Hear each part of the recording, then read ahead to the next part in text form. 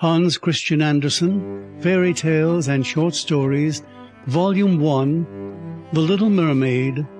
Far out in the ocean, where the water is as blue as the prettiest cornflower and as clear as crystal, it is very, very deep. So deep indeed that no cable could fathom it.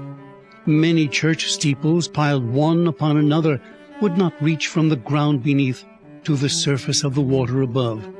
There dwell the Sea King and his subjects. We must not imagine that there is nothing at the bottom of the sea but bare yellow sand.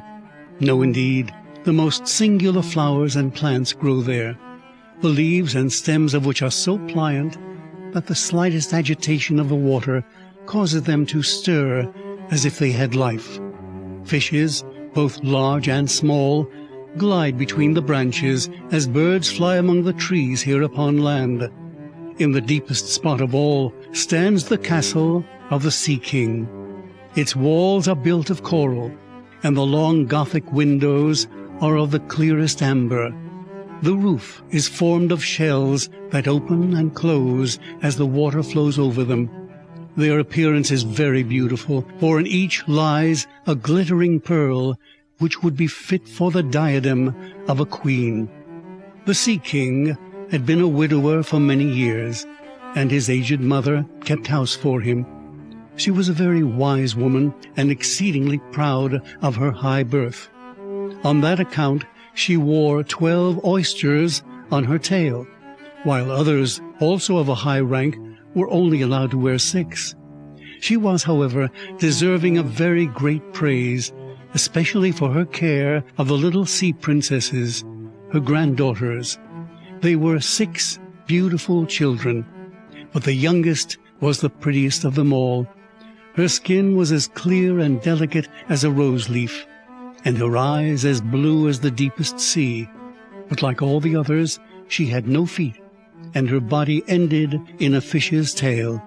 All day long they played in the great halls of the castle, or among the living flowers that grew out of the walls. The large amber windows were open, and the fish swam in, just as the swallows fly into our houses when we open the windows, excepting that the fishes swam up to the princesses, ate out of their hands, and allowed themselves to be stroked. Outside the castle there was a beautiful garden, in which grew bright red and dark blue flowers, and blossoms like flames of fire. The fruit glittered like gold, and the leaves and stems waved to and fro continually. The earth itself was the finest sand, but blue as the flame of burning sulphur. Over everything lay a peculiar blue radiance, as if it were surrounded by the air from above, through which the blue sky shone, instead of the dark depths of the sea. In calm weather, the sun could be seen looking like a purple flower, with the light streaming from the calyx. Each of the young princesses had a little plot of ground in the garden where she might dig and plant as she pleased. One arranged her flower bed into the form of a whale. Another thought it better to make hers like the figure of a little mermaid. But that of the youngest was round like the sun, and contained flowers as red as his rays at sunset. She was a strange child, quiet and thoughtful, and while her sisters would be delighted with the wonderful things which they obtained from the wrecks of vessels, she cared for nothing but her pretty red flowers, like the sun, excepting a beautiful marble statue. It was the representation of a handsome boy, carved out of pure white stone, which had fallen to the bottom of the sea from a wreck. She planted by the statue a rose-colored weeping willow. It grew splendidly, and very soon hung its fresh branches over the statue almost down to the blue sands. The shadow had a violet tint, and waved to and fro like the branches. It seemed as if the crown of the tree and the root were at play, and trying to kiss each other. Nothing gave her so much pleasure as to hear about the world above the sea. She made her old grandmother tell her all she knew of the ships and of the towns, the people and the animals, To her it seemed most wonderful and beautiful to hear that the flowers of the land should have fragrance, and not those below the sea, that the trees of the forest should be green, and that the fishes among the trees could sing so sweetly that it was quite a pleasure to hear them. Her grandmother called the little birds fishes, or she would not have understood her, for she had never seen birds. "When you have reached your 15th year," said the grandmother, "you will have permission to rise up out of the sea, to sit on the rocks in the moonlight while the great ships are sailing by, and then you will see both forests and towns." In the following year, one of the sisters would be 15, but as each was a year younger than the other, the youngest would have to wait 5 years before her turn came to rise up from the bottom of the ocean and see the earth as we do. However, each promised to tell the others what she saw on her first visit, and what she thought the most beautiful, for their grandmother could not tell them enough. There were so many things on which they wanted information. None of them longed so much for her turn to come as the youngest, she who had the longest time to wait, and who was so quiet and thoughtful. Many nights she stood by the open window, looking up through the dark blue water, and watching the fish as they splashed about with their fins and tails. She could see the moon and stars shining faintly, but through the water they looked larger than they do to our eyes. When something like a black cloud passed between her and them, she knew that it was either a whale swimming over her head, or a ship full of human beings who never imagined that a pretty little mermaid was standing beneath them, holding out her white hands towards the keel of their ship. As soon as the eldest was 15, she was allowed to rise to the surface of the ocean. When she came back, she had hundreds of things to talk about, but the most beautiful, she said, was to lie in the moonlight on a sandbank in the quiet sea near the coast, and to gaze on a large town nearby, where the lights were twinkling like hundreds of stars, to listen to the sounds of the music, the noise of the carriages, and the voices of human beings, and then to hear the merry bells peal out from the church steeples. And because she could not go near to all those wonderful things, she longed for them more than ever. Oh, did not the youngest sister listen eagerly to all these descriptions! And afterwards, when she stood at the open window, looking up through the dark blue water, she thought of the great city, with all its bustle and noise, and even fancied she could hear the sound of the church bells down in the depths of the sea. In another year, the second sister received permission to rise to the surface of the water, and to swim about where she pleased. She rose just as the sun was setting, and this, she said, was the most beautiful sight of all. The whole sky looked like gold, while violet and rose-colored clouds, which she could not describe, floated over her, and still more rapidly than the clouds flew a large flock of wild swans toward the setting sun, looking like a long white veil across the sea. She also swam toward the sun, but it sunk into the waves, and the rosy tints faded from the clouds and from the sea. The third sister's turn followed. She was the boldest of them all, and she swam up a broad river that emptied itself into the sea. On the banks she saw green hills covered with beautiful vines. Palaces and castles peeped out from amid the proud trees of the forest. She heard the birds singing, and the rays of the sun were so powerful that she was obliged often to dive down under the water to cool her burning face. In a narrow creek she found a whole troop of little human children, quite naked, and sporting about in the water. She wanted to play with them, but they fled in a great fright. And then a little black animal came to the water. It was a dog, but she did not know that, for she had never before seen one. This animal barked at her so terribly that she became frightened and rushed back to the open sea. But she said she should never forget the beautiful forest, the green hills, and the pretty little children who could swim in the water, although they had not fishes' tails. The fourth sister was more timid. She remained in the midst of the sea, but she said it was quite as beautiful there as nearer the land. She could see for many miles around her, and the sky above looked like a bell of glass. She had seen the ships, but at such a great distance that they looked like seagulls. The dolphins sported in the waves, and the great whales spouted water from their nostrils till it seemed as if 100 fountains were playing in every direction. The fifth sister's birthday occurred in the winter, so when her turn came, she saw what the others had not seen the first time they went up.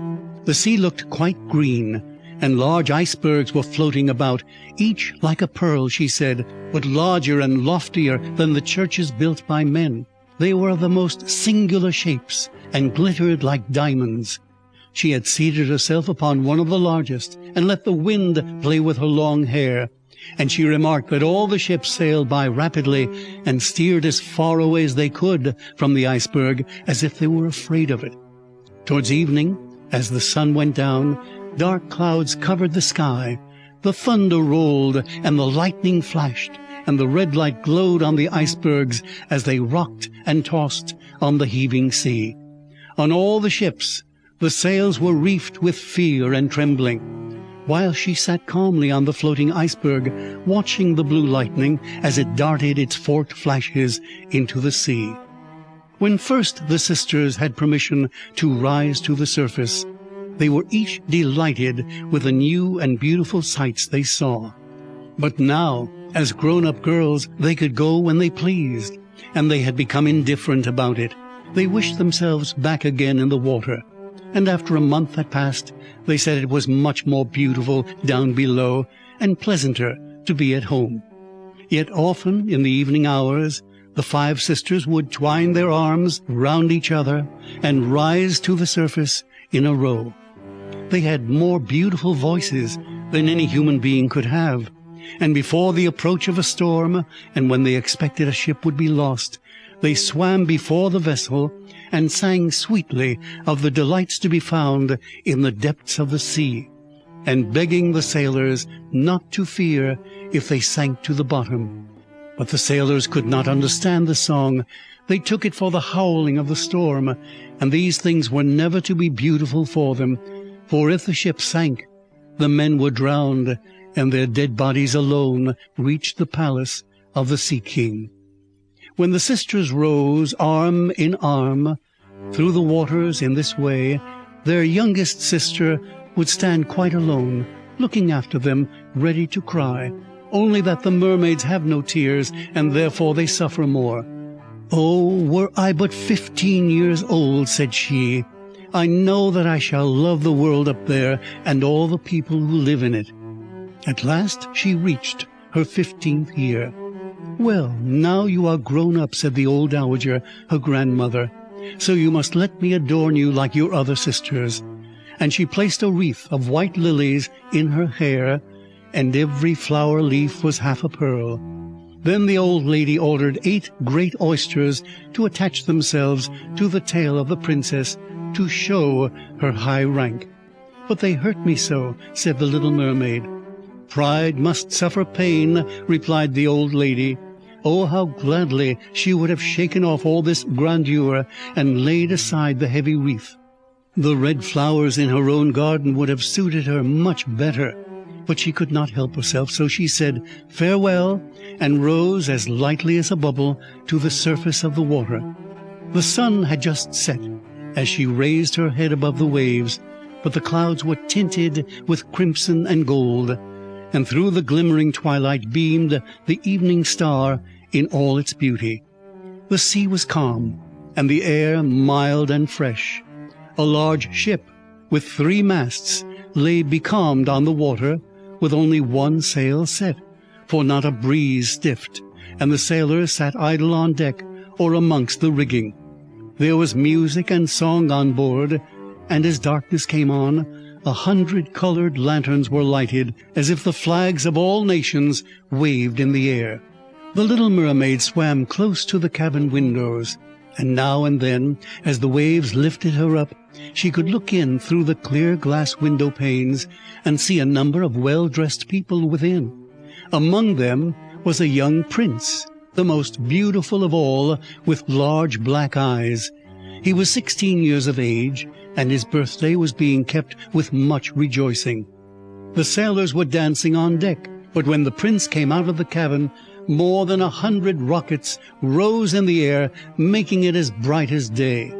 The little mermaid was so startled that she dived under water, and when she again stretched out her head, it appeared as if all the stars of heaven were falling around her. She had never seen such fireworks before.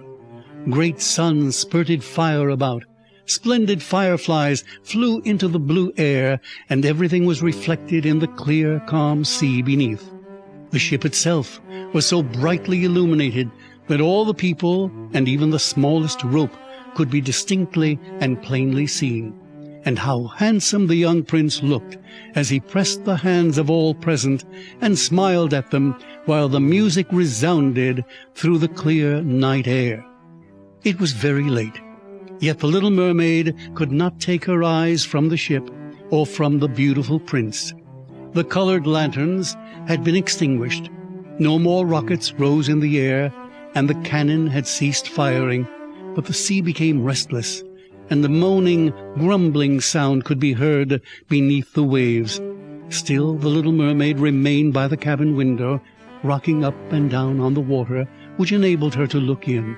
After a while the sails were quickly unfurled, and the noble ship continued her passage. But soon the waves rose higher. Heavy clouds darkened the sky, and lightning appeared in the distance. A dreadful storm was approaching. Once more the sails were reefed, and the great ship pursued her flying course over the raging sea. The waves rose mountains high, as if they would have overtopped the mast, but the ship dived like a swan between them, and then rose again on their lofty foaming crests. To the little mermaid this appeared pleasant sport. Not so to the sailors. At length the ship groaned and creaked. The thick planks gave way under the lashing of the sea as it broke over the deck. The mainmast snapped asunder like a reed. The ship lay over on her side, and the water rushed in. The little mermaid now perceived that the crew were in danger. Even she herself was obliged to be careful to avoid the beams and planks of the wreck which lay scattered on the water. At one moment it was so pitch dark that she could not see a single object, but a flash of lightning revealed the whole scene. She could see everyone who had been on board, excepting the prince. When the ship parted, she had seen him sink into the deep waves, and she was glad, for she thought he would now be with her. And then she remembered that human beings could not live in the water, so that when he got down to her father's palace, he would be quite dead. But he must not die. So she swam about among the beams and planks which strewed the surface of the sea, forgetting that they could crush her to pieces. And then she dived deeply under the dark waters, rising and falling with the waves, till at length she managed to reach the young prince, who was fast losing the power of swimming in that stormy sea. His limbs were failing him. His beautiful eyes were closed, and he would have died had not the little mermaid come to his assistance. She held his head above the water and let the waves drift them where they would. In the morning the storm had ceased, but of the ship not a single fragment could be seen. The sun rose up red and glowing from the water, and its beams brought back the hue of health to the prince's cheeks, but his eyes remained closed. The mermaid kissed his high, smooth forehead and stroked back his wet hair. He seemed to her like the marble statue in her little garden, and she kissed him again and wished that he might live. Presently they came in sight of land. She saw lofty blue mountains on which the white snow rested as if a flock of swans were lying upon them. Near the coast were beautiful green forests, and close by stood a large building. Whether a church or convent, she could not tell. Orange and citron trees grew in the garden, and before the door stood lofty palms. The sea here formed a little bay, in which the water was quite still, but very deep. So she swam with the handsome prince to the beach, which was covered with fine white sand, and there she laid him in the warm sunshine, taking care to raise his head higher than his body. Then bells sounded in the large white building, and a number of young girls came into the garden. The little mermaid swam out farther from the shore, and placed herself between some high rocks that rose out of the water, and then she covered her head and neck with the foam of the sea, so that her little face might not be seen, and watched to see what would become of the poor prince. She did not wait long before she saw a young girl approach the spot where he lay. She seemed frightened at first, but only for a moment, and then she fetched a number of people, and the mermaid saw that the prince came to life again, and smiled upon those who stood round him. But to her he sent no smile. He knew not that she had saved him, and this made her very unhappy. And when he was led away into the great building, she dived down sorrowfully into the water, and returned to her father's castle. She had always been silent and thoughtful, and now she was more so than ever. Her sisters asked her what she had seen during her first visit to the surface of the water, but she would tell them nothing. Many an evening and morning did she rise to the place where she had left the prince. She saw the fruits in the garden ripen till they were gathered, the snow on the tops of the mountains melt away, but she never saw the prince, and therefore she returned home always more sorrowful than before. It was her only comfort to sit in her own little garden, and fling her arm round the beautiful marble statue which was like the prince. But she gave up tending her flowers, and they grew in wild confusion over the paths, twining their long leaves and stems round the branches of the trees, so that the whole place became dark and gloomy. At length she could bear it no longer, and told one of her sisters all about it. Then the others heard the secret, and very soon it became known to two mermaids whose intimate friend happened to know who the prince was. She had also seen the festival on board ship, and she told them where the prince came from and where his palace stood. "Come, little sister," said the other princesses.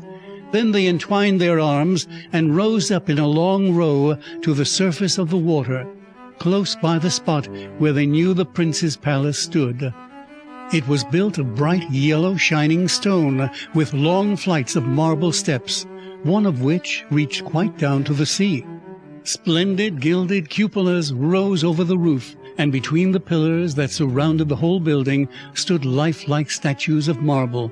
Through the clear crystal of the lofty windows could be seen noble rooms with costly silk curtains and hangings of tapestry, while the walls were covered with beautiful paintings which were a pleasure to look at. In the center of the largest saloon, a fountain threw its sparkling jets high up into the glass cupolas of the ceiling, through which the sun shone down upon the water and upon the beautiful plants growing round the basin of the fountain. Now that she knew where he lived, she spent many an evening and many a night on the water near the palace. She would swim much nearer the shore than any of the others ventured to do. Indeed, once she went quite up the narrow channel under the marble balcony, which threw a broad shadow on the water. Here she would sit and watch the young prince, who thought himself quite alone in the bright moonlight. She saw him many times of an evening, sailing in a pleasant boat, with music playing and flags waving. She peeped out from among the green rushes, and if the wind caught her long silvery white veil, those who saw it believed it to be a swan spreading out its wings. On many a night, too, when the fishermen with their torches were out at sea, she heard them relate so many good things about the doings of the young prince, that she was glad she had saved his life when he had been tossed about half dead on the waves. And she remembered that his head had rested on her bosom, and how heartily she had kissed him. But he knew nothing of all this, and could not even dream of her. She grew more and more fond of human beings, and wished more and more to be able to wander about with those whose worlds seemed to be so much larger than her own. They could fly over the sea in ships, and mount the high hills which were far above the clouds, and the lands they possessed, their woods and their fields, stretched far away beyond the reach of her sight. There was so much that she wished to know, and her sisters were unable to answer all of her questions. Then she applied to her old grandmother, who knew all about the upper world, which she very rightly called the lands above the sea. "If human beings are not drowned," asked the little mermaid, "can they live forever? Do they never die as we do here in the sea?" "Yes," replied the old lady, "they must also die, and their term of life is even shorter than ours. We sometimes live to 300 years, but when we cease to exist here, we only become the foam on the surface of the water, and we have not even a grave down here of those we love. We have not immortal souls. We shall never live again. But, like the green seaweed, when once it has been cut off, we can never flourish more. Human beings, on the contrary, have a soul which lives forever, lives after the body has been turned to dust. It rises up through the clear, pure air beyond the glittering stars. As we rise out of the water and behold all the land of the earth, so do they rise to unknown and glorious regions which we shall never see." "Why have not we an immortal soul?" asked the little mermaid mournfully. "I would gladly give all the hundreds of years that I have to live, to be a human being only for one day, and to have the hope of knowing the happiness of that glorious world above the stars." "You must not think of that," said the old woman. "We feel ourselves to be much happier and much better off than human beings." "So I shall die," said the little mermaid, "and as the foam of the sea I shall be driven about, never again to hear the music of the waves, or to see the pretty flowers, nor the red sun. Is there anything I can do to win an immortal soul?"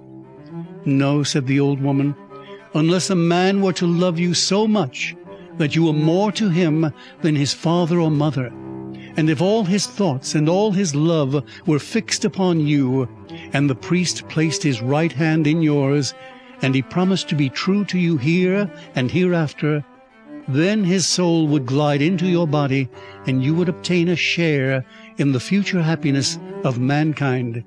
He would give a soul to you, and retain his own as well. But this can never happen. Your fish's tail, which amongst us is considered so beautiful, is thought on earth to be quite ugly. They do not know any better, and they think it is necessary to have 2 stout props, which they call legs, in order to be handsome." Then the little mermaid sighed, and looked sorrowfully at her fish's tail. "Let us be happy," said the old lady, "and dart and spring about during the 300 years that we have to live, which is really quite long enough. After that we can rest ourselves all the better. This evening we are going to have a court ball." It was one of those splendid sights which we can never see on earth. The walls and the ceiling of the large ballroom were of thick but transparent crystal. Many hundreds of colossal shells, some of a deep red, others of a grass green, stood on each side in rows, with blue fire in them, which lighted up the whole saloon and shone through the walls, so that the sea was also illuminated. Innumerable fishes, great and small, swam past the crystal walls. On some of them the scales glowed with a purple brilliancy, and on others they shone like silver and gold. Through the halls flowed a broad stream, and in it danced the mermen and the mermaids to the music of their own sweet singing. No one on earth has such a lovely voice as theirs. The little mermaid sang more sweetly than them all. The whole court applauded her with hands and tails, and for a moment her heart felt quite gay, for she knew she had the loveliest voice of any on earth or in the sea. But she soon thought again of the world above her, for she could not forget the charming prince, nor her sorrow that she had not an immortal soul like his. Therefore she crept away silently out of her father's palace, and while everything within was gladness and song, she sat in her own little garden, sorrowful and alone. Then she heard the bugle sounding through the water, and thought, "He is certainly sailing above, he on whom my wishes depend, and in whose hands I should like to place the happiness of my life. I will venture all for him, and to win an immortal soul. While my sisters are dancing in my father's palace, I will go to the sea witch, of whom I have always been so much afraid, but she can give me counsel and help." And then the little mermaid went out from her garden and took the road to the foaming whirlpools, behind which the sorceress lived. She had never been that way before. Neither flowers nor grass grew there. Nothing but bare, gray, sandy ground stretched out to the whirlpool, where the water, like foaming mill-wheels, whirled round and everything that it seized and cast it into the fathomless deep. Through the midst of these crushing whirlpools the little mermaid was obliged to pass, to reach the dominions of the sea witch. And also for a long distance the only road lay right across a quantity of warm, bubbling mire, called by the witch her turf moor. Beyond this stood her house, in the center of a strange forest, in which all the trees and flowers were polypi, half animal and half plants. They looked like serpents, with 100 heads growing out of the ground. The branches were long, slimy arms, with fingers like flexible worms, moving limb after limb from the root to the top. All that could be reached in the sea they seized upon and held fast, so that it never escaped from their clutches. The little mermaid was so alarmed at what she saw that she stood still, and her heart beat with fear, and she was very nearly turning back. But she thought of the prince, and of the human soul for which she longed, and her courage returned. She fastened her long flowing hair round her head, so that the polypi might not seize hold of it. She laid her hands together across her bosom, and then she darted forward, as a fish shoots through the water, between the supple arms and fingers of the ugly polypi, which were stretched out on each side of her. She saw that each held in its grasp something it had seized with its numerous little arms, as if they were iron bands. The white skeletons of human beings who had perished at sea, and had sunk down into the deep waters. Skeletons of land animals, oars, rudders, chests of ships were lying tightly grasped by their clinging arms, even a little mermaid whom they had caught and strangled, and this seemed the most shocking of all to the little princess. She now came to a space of marshy ground in the wood, where large, fat water snakes were rolling in the mire and showing their ugly, drab-colored bodies. In the midst of this spot stood a house, built with the bones of shipwrecked human beings. There sat the sea witch, allowing a toad to eat from her mouth, just as people sometimes feed a canary with a piece of sugar. She called the ugly water snakes her little chickens, and allowed them to crawl all over her bosom. "I know what you want," said the sea witch. "It is very stupid of you, but you shall have your way, and it will bring you sorrow, my pretty princess. You want to get rid of your fish's tail, and to have 2 supports instead of it, like human beings on earth, so that the young prince may fall in love with you, and that you may have an immortal soul." And then the witch laughed so loud and disgustingly that the toad and the snakes fell to the ground and lay there wriggling about. "You are but just in time," said the witch, "for after sunrise tomorrow I should not be able to help you till the end of another year. I will prepare a draught for you, with which you must swim to land tomorrow before sunrise, and sit down on the shore and drink it. Your tail will then disappear and shrink up into what mankind calls legs, and you will feel great pain, as if a sword were passing through you. But all who see you will say that you are the prettiest little human being they ever saw. You will still have the same floating gracefulness of movement, and no dancer will ever tread so lightly. But at every step you take, it will feel as if you were treading upon sharp knives, and that the blood must flow. If you will bear all this, I will help you." "Yes, I will," said the little princess in a trembling voice, as she thought of the prince and the immortal soul. "But think again," said the witch, "for when once your shape has become like a human being, you can no more be a mermaid. You will never return through the water to your sisters or to your father's palace again. And if you do not win the love of the prince, so that he's willing to forget his father and mother for your sake, and to love you with his whole soul, and allow the priest to join your hands that you may be man and wife, then you will never have an immortal soul. The first morning after he marries another, your heart will break, and you will become foam on the crest of the waves." "I will do it," said the little mermaid, and she became pale as death. "But I must be paid also," said the witch, "and it is not a trifle that I ask. You have the sweetest voice of any who dwell here in the depths of the sea, and you believe that you will be able to charm the prince with it also. But this voice you must give to me. The best thing you possess will I have for the price of my draft. My own blood must be mixed with it, that it may be as sharp as a two-edged sword." "But if you take away my voice," said the little mermaid, "what is left for me?" "Your beautiful form, your graceful walk, and your expressive eyes. Surely with these you can enchain a man's heart. Well, have you lost your courage? Put out your little tongue, that I may cut it off as my payment. Then you shall have the powerful draft." "It shall be," said the little mermaid. Then the witch placed her cauldron on the fire to prepare the magic draft. "Cleanliness is a good thing," said she, scouring the vessels with snakes, which she had tied together in a large knot, and then she pricked herself in the breast, and let the black blood drop into it. The steam that rose formed itself into such horrible shapes that no one could look at them without fear. Every moment the witch threw something else into the vessel, and when it began to boil, the sound was like the weeping of a crocodile. When at last the magic draught was ready, it looked like the clearest water. "There it is for you," said the witch. Then she cut off the mermaid's tongue, so that she became dumb, and would never again speak or sing.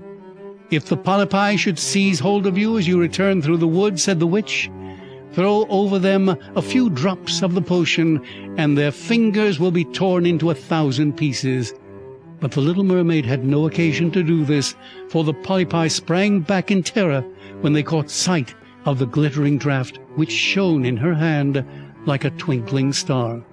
And so she passed quickly through the wood and the marsh, and between the rushing whirlpools.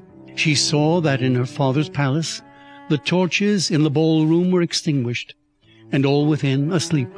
But she did not venture to go into them, for now she was dumb, and going to leave them forever. She felt as if her heart would break.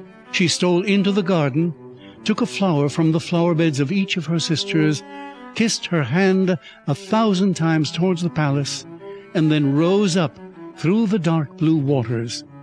The sun had not risen when she came into sight of the prince's palace, and approached the beautiful marble steps, but the moon shone clear and bright. Then the little mermaid drank the magic draught, and it seemed as if a two-edged sword went through her delicate body. She fell into a swoon, and lay like one dead. When the sun arose and shone over the sea, she recovered, and felt a sharp pain. But just before her stood the handsome young prince. He fixed his coal-black eyes upon her so earnestly that she cast down her own, and then became aware that her fish's tail was gone, and that she had as pretty a pair of white legs and tiny feet as any little maiden could have. But she had no clothes, so she wrapped herself in her long, thick hair. The prince asked her who she was, and where she came from, and she looked at him mildly and sorrowfully, with her deep blue eyes, but she could not speak. Every step she took was as the witch had said it would be. She felt as if treading upon the points of needles or sharp knives, but she bore it willingly, and stepped as lightly by the prince's side as a soap bubble, so that he and all who saw her wondered at her graceful swaying movements. She was very soon arrayed in costly robes of silk and muslin, and was the most beautiful creature in the palace, but she was dumb, and could neither speak nor sing. Beautiful female slaves, dressed in silk and gold, stepped forward and sang before the prince and his royal parents. One sang better than all the others, and the prince clapped his hands and smiled at her. This was a great sorrow to the little mermaid. She knew how much more sweetly she herself could sing once, and she thought, "Oh, if he could only know that I have given away my voice forever to be with him." The slaves next performed some pretty fairy-like dances to the sound of beautiful music. Then the little mermaid raised her lovely white arms, stood on the tips of her toes, and glided over the floor, and danced as no one yet had been able to dance. At each movement her beauty became more revealed, and her expressive eyes appealed more directly to the heart than the songs of the slaves. Everyone was enchanted, especially the prince, who called her his little foundling, and she danced again quite readily to please him, though each time her foot touched the floor it seemed as if she trod on sharp knives. The prince said she should remain with him always, and she received permission to sleep at his door on a velvet cushion.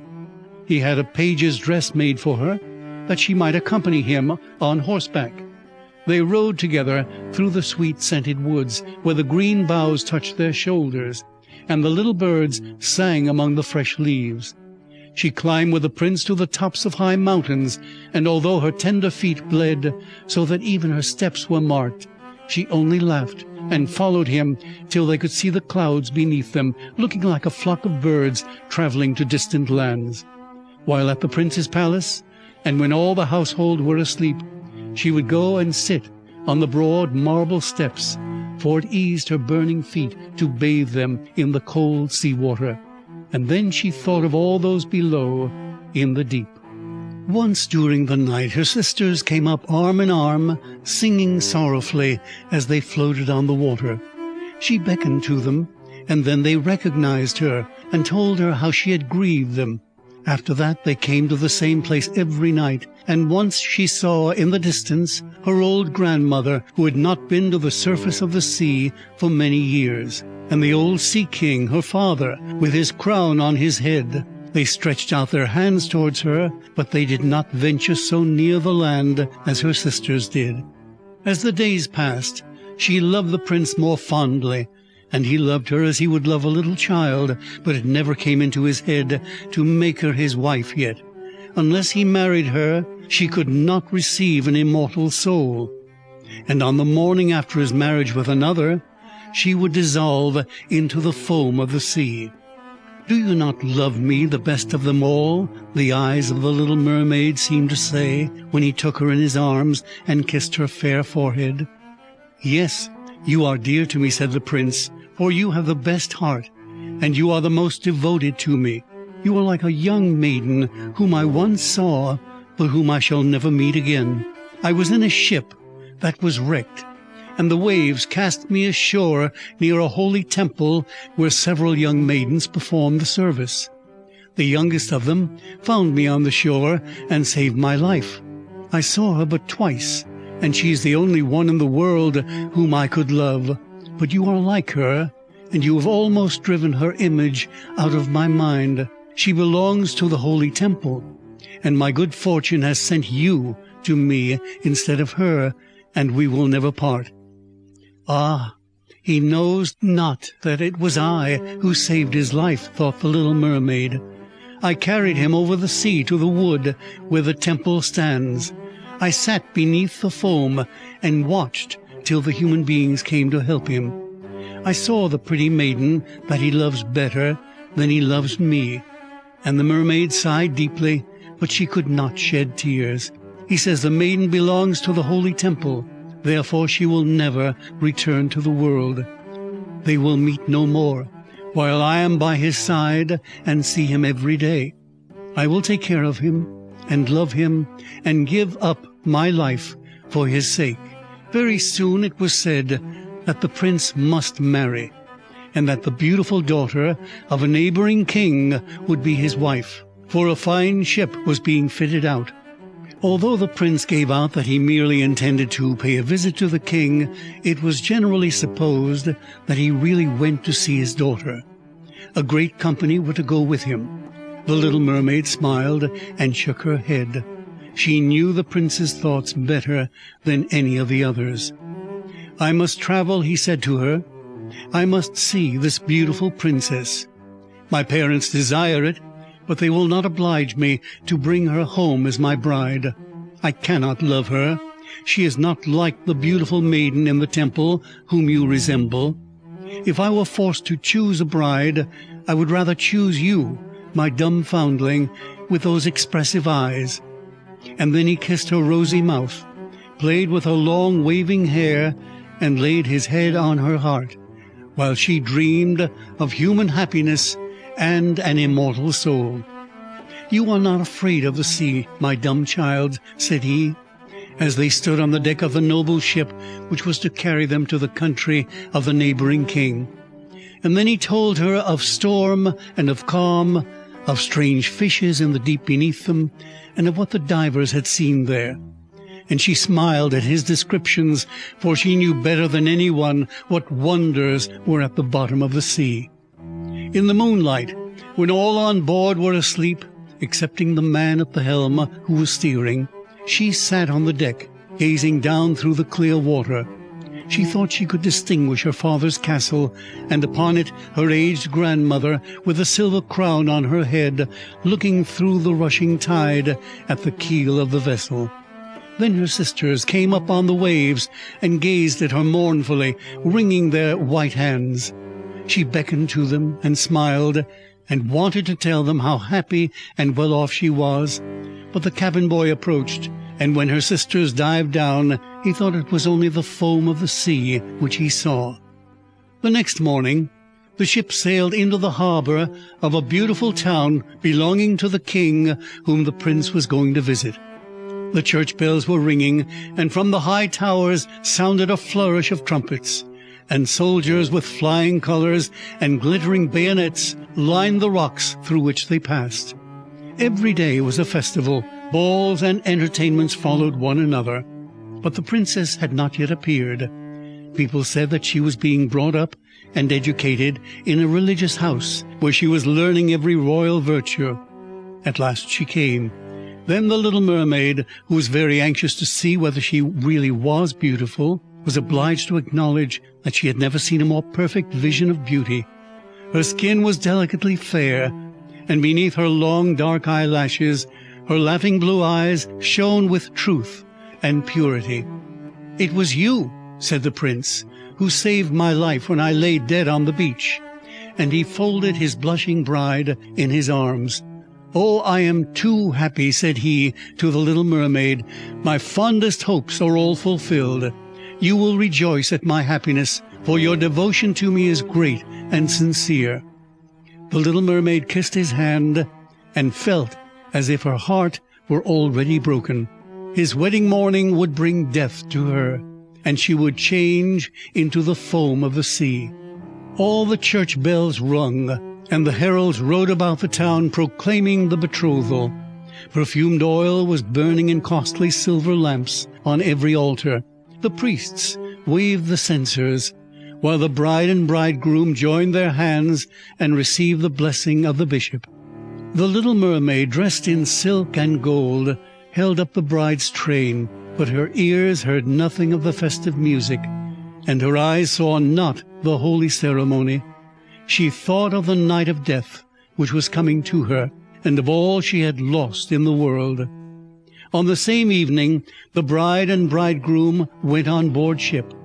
Cannons were roaring, flags waving, and in the center of the ship a costly tent of purple and gold had been erected. It contained elegant couches for the reception of the bridal pair during the night. The ship, with swelling sails and a favorable wind, glided away smoothly and lightly over the calm sea. When it grew dark, a number of colored lamps were lit, and the sailors danced merrily on the deck. The little mermaid could not help thinking of her first rising out of the sea, when she had seen similar festivities and joys, and she joined in the dance, poised herself in the air as a swallow when he pursues his prey, and all present cheered her with wonder. She had never danced so elegantly before. Her tender feet felt as if cut with sharp knives, but she cared not for it. A sharper pang had pierced through her heart.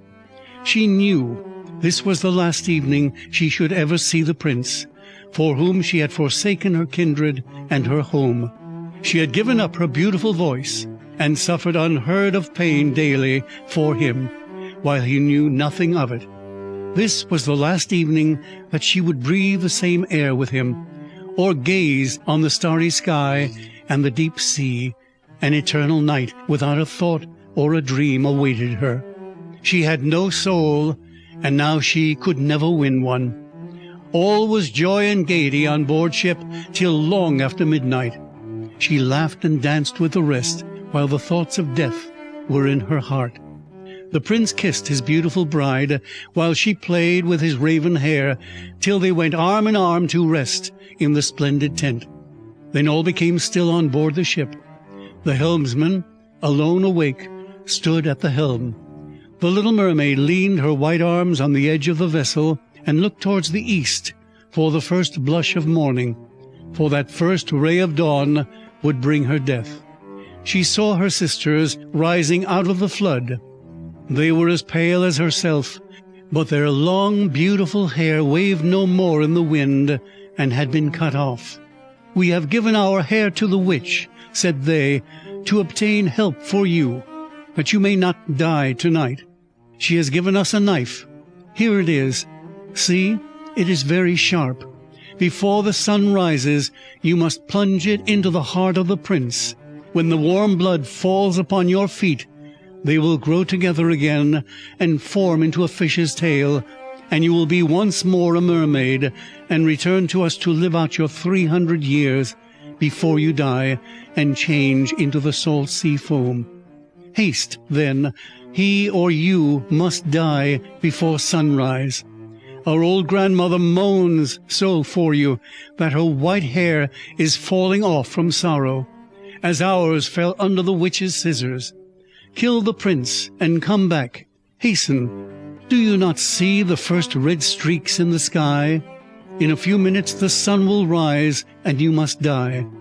And then they sighed deeply and mournfully, and sank down beneath the waves. The little mermaid drew back the crimson curtain of the tent, and beheld the fair bride with her head resting on the prince's breast. She bent down and kissed his fair brow, then looked at the sky on which the rosy dawn grew brighter and brighter, and then she glanced at the sharp knife, and again fixed her eyes on the prince, who whispered the name of his bride in his dreams. She was in his thoughts, and the knife trembled in the hand of the little mermaid, and then she flung it far away from her into the waves. The water turned red where it fell, and the drops that spurted up looked like blood. She cast one more lingering, half-fainting glance at the prince, and then threw herself from the ship into the sea, and thought her body was dissolving into foam. The sun rose above the waves, and his warm rays fell on the cold foam of the little mermaid, who did not feel as if she were dying. She saw the bright sun, and all around her floated hundreds of transparent, beautiful beings. She could see through them the white sails of the ship, and the red clouds in the sky. Their speech was melodious, but too ethereal to be heard by mortal ears, as they were also unseen by mortal eyes. The little mermaid perceived that she had a body like theirs, and that she continued to rise higher and higher out of the foam. "Where am I?" asked she, and her voice sounded ethereal, as the voice of those who were with her. No earthly music could imitate it. "Among the daughters of the air," answered one of them. A mermaid has not an immortal soul, nor can she obtain one unless she wins the love of a human being. On the power of another hangs her eternal destiny. But the daughters of the air, although they do not possess an immortal soul, can by their good deeds procure one for themselves. We fly to warm countries and cool the sultry air that destroys mankind with the pestilence. We carry the perfume of the flowers to spread health and restoration. After we have striven for 300 years to all the good in our power, we receive an immortal soul and take part in the happiness of mankind. You, poor little mermaid, have tried with all your whole heart to do as we are doing. You have suffered and endured and raised yourself to the spirit world by your good deeds. And now, by striving for 300 years in the same way, you may obtain an immortal soul. The little mermaid lifted her glorified eyes towards the sun and felt them for the first time filling with tears. On the ship in which she had left the prince, there were life and noise. She saw him and his beautiful bride searching for her. Sorrowfully they gazed at the pearly foam, as if they knew she had thrown herself into the waves. Unseen, she kissed the forehead of her bride and fanned the prince, and then mounted with the other children of the air to a rosy cloud that floated through the ether. After 300 years, thus shall we float into the kingdom of heaven, said she. And we may even get there sooner, whispered one of her companions. Unseen, we can enter the houses of men, where there are children, and for every day on which we find a good child, who is the joy of his parents and deserves their love, our time of probation is shortened. The child does not know, when we fly through the room, that we smile with joy at his good conduct, for we can count 1 year less of our 300 years. But when we see a naughty or a wicked child, we shed tears of sorrow, and for every tear a day is added to our time of trial. End